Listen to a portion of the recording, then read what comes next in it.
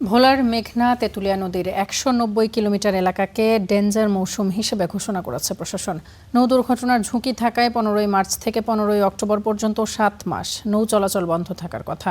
কিন্তু নিষেধাজ্ঞা অমান্য করে ঝুঁকি নিয়ে ডেঞ্জার জোনের অভ্যন্তরীণ এবং দূরপাল্লার অন্তত ২২টি রুটের বিভিন্ন পয়েন্টে চলছে ট্রলার এবং স্পিডবোট। প্রতিটি মুহূর্তে শঙ্কা নিয়ে যাতায়াত করতে হচ্ছে যাত্রীদের।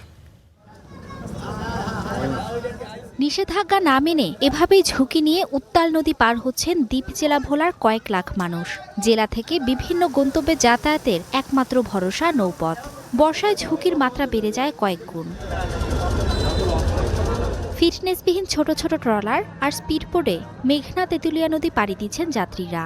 এসব নৌযানের বেশিরভাগেরই নেই অনুমোদন, নেই লাইফ জ্যাকেট, লাইফ বয়া, ফায়ার ব্রিগেড ও অগ্নি নির্বাপন যন্ত্র। যারা যাত্রী আসতেছে তাদের জীবনের অনেকটা ঝুঁকি নিয়ে তারা এদিকে পারাপার হইতেছে।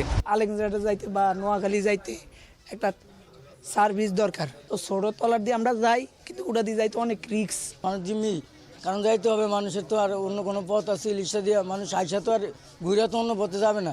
লস নাই করার কি আছে, ট্রলারে উঠতে হইব না।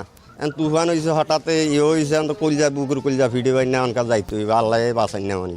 তবে অবৈধ নৌযান বন্ধে আইনি ব্যবস্থা নেওয়ার আশ্বাস দিয়েছেন বিআইডব্লিউটি এর কর্মকর্তা। আর উপজেলা প্রশাসনের নজর অভ্যন্তরীণ রুটে চলাচলের জন্য সুরক্ষা সামগ্রীর দিকে। এখানে সি ট্রাক কিংবা বড় লঞ্চ এগুলো চলবে, কিন্তু ছোট ট্রলার, ছোট স্টিল বডি, তারপর কাঠের নৌকা এগুলো চলার কোনো সুযোগ নেই, আমরা এগুলো অ্যালাউ করি না। একটু সতর্ক থাকলেই কিন্তু আপনার এই দুর্ঘটনাগুলো এড়ানো সম্ভব। পাশাপাশি যদি লাইফ জ্যাকেট থাকে কিংবা আধুনিক যে জিপিএস ট্র্যাকার যদি রাখা যায়, যে সে কোথায় আছে অটোমেটিক ট্র্যাকার দিয়ে খোঁজ পাওয়া যাবে। খুব ব্যয়বহুল না, হয়তো ১,০০০-২,০০০ টাকা লাগতে পারে, এগুলোর ব্যবস্থা করা যেতে পারে।